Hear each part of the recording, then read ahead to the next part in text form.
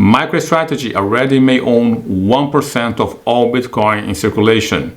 Grayscale refiled their application for the Bitcoin ETF, meaning they may be approved by January 10th. Also, Germany is trying to increase taxation on their population. This time, they want to charge more taxes so they can have more money to help Ukraine. These are the things we're going to be covering in today's video. Without any further ado, let's get straight into the video of today.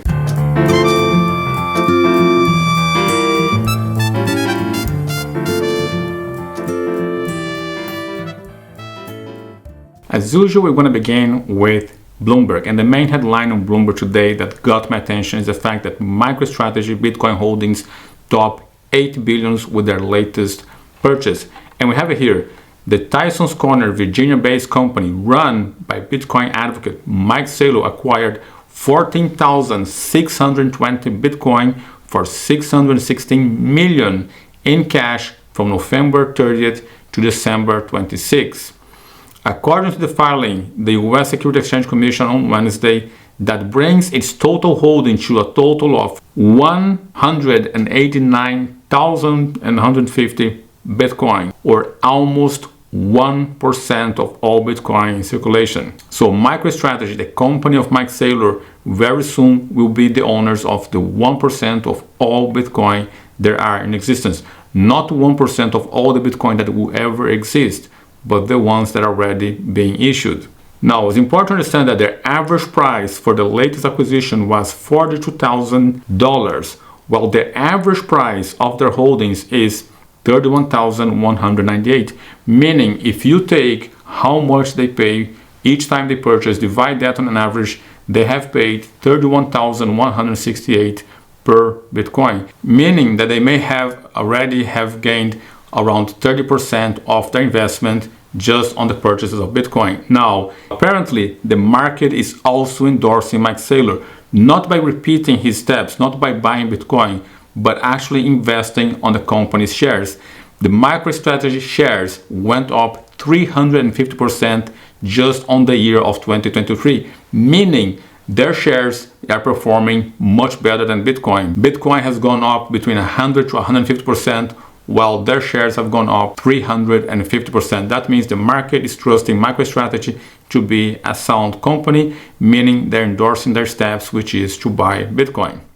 Now, talking about Bitcoin, let's look at Grayscale. Grayscale managed to refile their Bitcoin ETF application, and also they had Barry Silbert to step down. Now, apparently, there is a speculation that Barry Silbert stepped down so that the SEC would approve the ETF, meaning if he steps down from his position, the SEC will be more likely to approve the ETF on the first 10 days of next year, meaning by January 10th. At least that's what the market is speculating. Now, because they have refiled, that means they're very likely to be on the first batch of the ETFs that may be approved January 10th next year.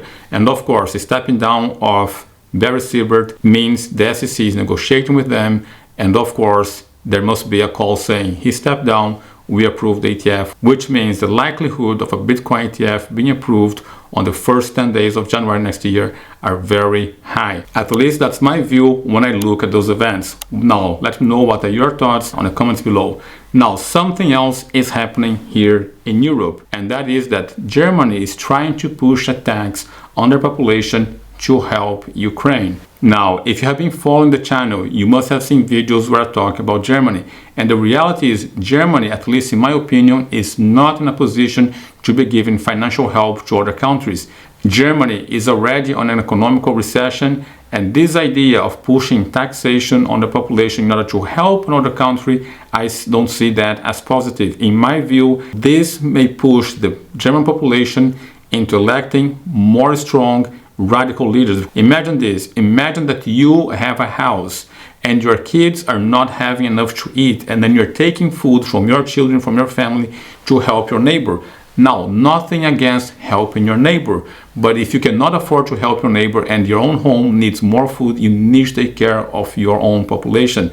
What I find interesting is that most of the West countries, even the US, they are no longer considering helping Ukraine because they see that as a lost cause. Not to mention that among the European countries, Germany was the biggest buyer of commodities from Russia, talking about natural gas and petroleum. Now they are trying to say we're not going to be pro-Russia, we're going to be pro-Ukraine, to the point where they're willing to put an extra burden tax on their population in order to help Ukraine. In my view, that is not a positive thing, and it may radicalize the population, and the population in the future may elect a more radical government. At least those are my thoughts.